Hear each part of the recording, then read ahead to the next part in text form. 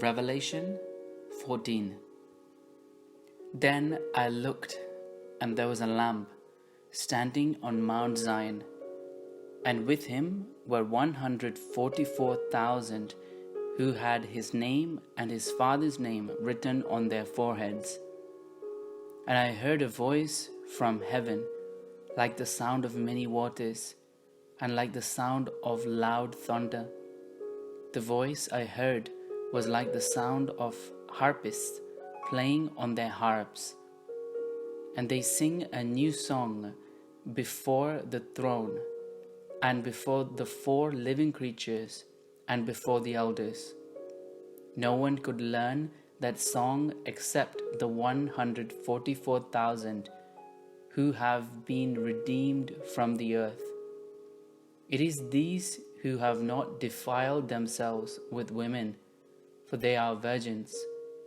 These follow the Lamb wherever he goes. They have been redeemed from humankind as firstfruits for God and the Lamb. And in their mouth no lie was found. They are blameless. Then I saw another angel flying in mid-heaven, with an eternal gospel to proclaim to those who live on the earth, to every nation and tribe and language and people. He said in a loud voice, "Fear God and give him glory, for the hour of his judgment has come. And worship him who made heaven and earth, the sea and the springs of water." Then another angel, a second, followed, saying, "Fallen, fallen is Babylon the Great. She has made all nations drink of the wine of the wrath of her fornication."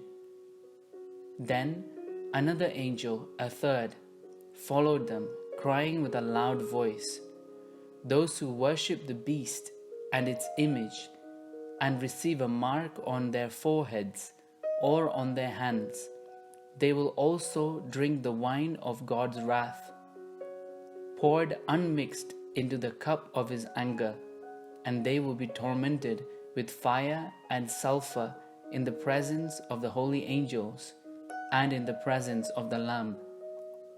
And the smoke of their torment goes up forever and ever. There is no rest day or night for those who worship the beast and its image, and for anyone who receives the mark of its name. Here is a call for the endurance of the saints, those who keep the commandments of God and hold fast to the faith of Jesus. And I heard a voice from heaven saying, "Write this: Blessed are the dead who from now on die in the Lord. Yes, says the Spirit, they will rest from their labors, for their deeds follow them."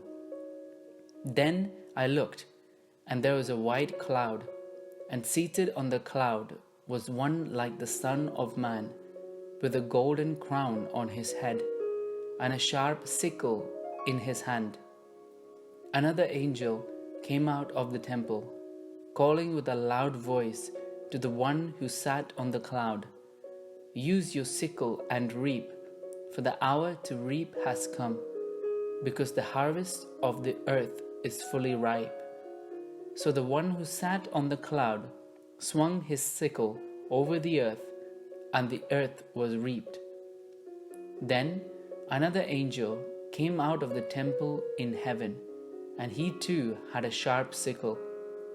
Then another angel came out from the altar, the angel who has authority over fire, and he called with a loud voice to him who had the sharp sickle, "Use your sharp sickle and gather the clusters of the vine of the earth, for its grapes are ripe."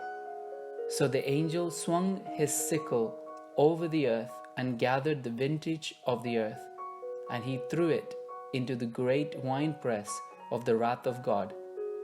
And the winepress was trodden outside the city, and blood flowed from the winepress as high as a horse's bridle, for a distance of about 200 miles.